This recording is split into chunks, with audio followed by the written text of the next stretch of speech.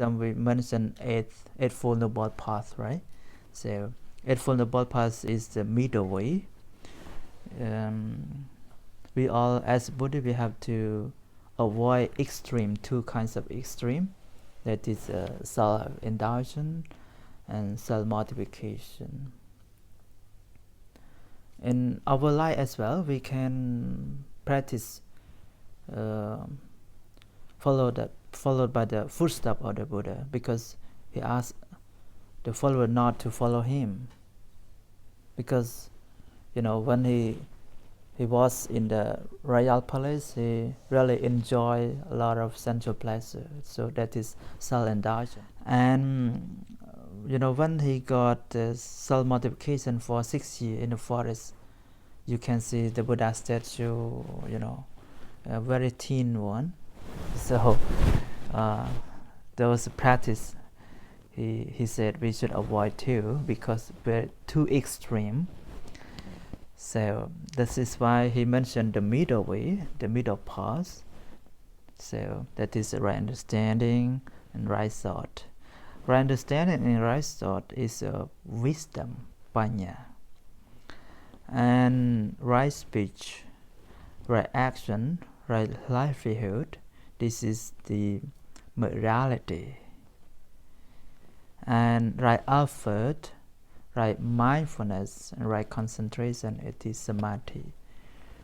So we can also understand the threefold training that's very important in Buddhism, that is sila, samadhi, and panya.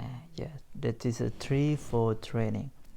So threefold training is from the eightfold noble path, or we can say threefold training is the middle way to practice to get the cessation of suffering.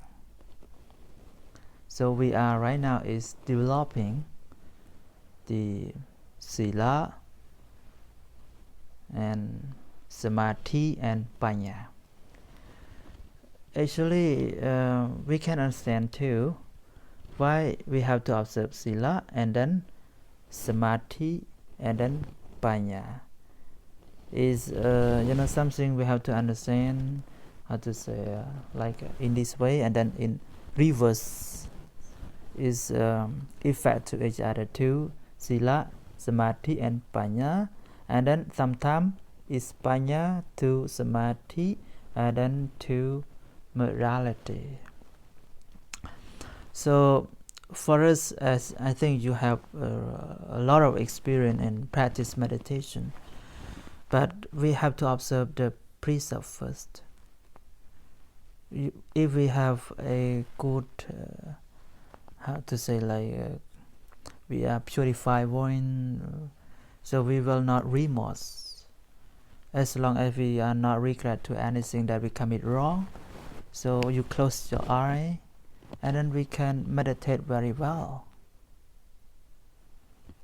It's sometimes we commit wrong, we just have an argument with someone, you dislike some person, and then you come and sit meditation. I think you cannot find a peaceful mind, because very agitated and remorse. That's why before we observe, we practice meditation, we have to observe the precepts. Or in our lifetime, if we can undertake and observe the precepts every day, as a Buddhist monk, or all of you too, we observe the precepts. So a very beneficial for the another wholesome action, another